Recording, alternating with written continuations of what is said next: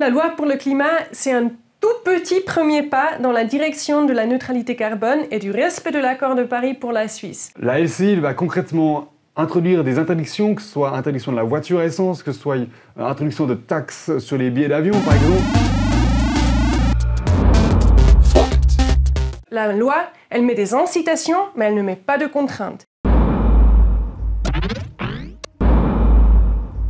Nous, on voudrait qu'il y ait une interdiction d'importer des voitures toujours plus grosses. Nous, on voudrait qu'il y ait une interdiction des systèmes de chauffage fossiles.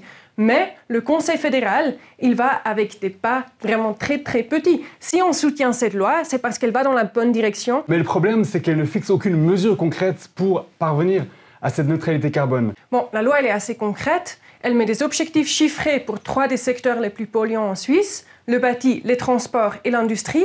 Et pour ces 3 secteurs, enfin notamment pour le bâti et pour l'industrie, il y a des subventions pour que celles et ceux qui le souhaitent puissent plus facilement changer leur système de chauffage. Vous voyez bien le problème, c'est on met les objectifs tout en sachant qu'il faut interdire cela, il faut introduire une taxe là-dessus. Et puis une fois que le peuple a accepté l'objectif, eh bien on vient avec les propositions de taxes concrètes en disant « Ah ben vous avez accepté ». Et on revotera dessus. Oui, mais c'est juste malhonnête. Si on prend en compte le secteur de la finance suisse, la Suisse est responsable de 2% des émissions de CO2 mondiales. 2%, alors que la Suisse, elle fait à peine 2 pour 1000 de la population mondiale. 24 heures d'émissions de CO2 en Chine représentent une année complète d'émissions de CO2 en Suisse. À quoi bon saigner la classe moyenne quand la Chine émet autant de CO2 en juste 24 heures? On parle de 347 milliards de francs. Donc si vous craignez une augmentation des prix de chauffage, il faut au contraire refuser cette loi car toutes les rénovations, les transformations forcées que la loi engendrera augmentera les loyers. Il n'y aura pas de rénovation forcée. Les chauffages, pompes à chaleur, etc.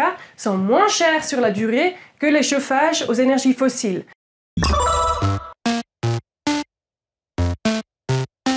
Qu'on renonce à nos centrales nucléaires pour au final acheter le charbon allemand, moi je me dis, cette loi ne va pas vraiment dans le bon sens et au contraire, elle nous fait plus polluer car elle nous fait renoncer aux seuls modes de production qui, du point de vue de la neutralité carbone, sont efficaces. La Suisse n'a ni besoin du nucléaire ni du charbon allemand. Cette transition énergétique, oui, elle doit se faire, mais pas de façon si précipitée et sans solution viable.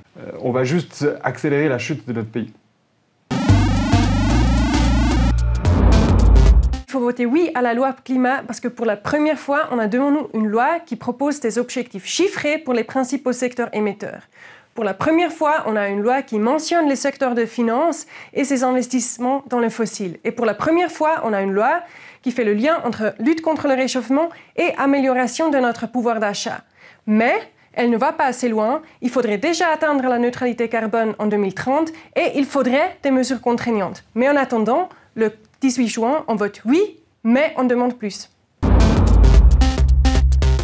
Le 18 juin 2023, je vote non à la LCI car c'est premièrement l'interdiction de la voiture à essence, la seule manière d'arriver à la neutralité carbone tout en renonçant aux énergies fossiles. Et c'est deuxièmement une augmentation massive des coûts de l'énergie jusqu'à 1400 francs, voire 6600 francs par personne par année. Et c'est pas l'UDC qui le dit, c'est une étude de l'EPFL du professeur Dutel que l'on retrouve librement sur le site de la Confédération. C'est donc une donnée officielle. Si vous ne voulez pas cette interdiction, je vous invite simplement à refuser la loi.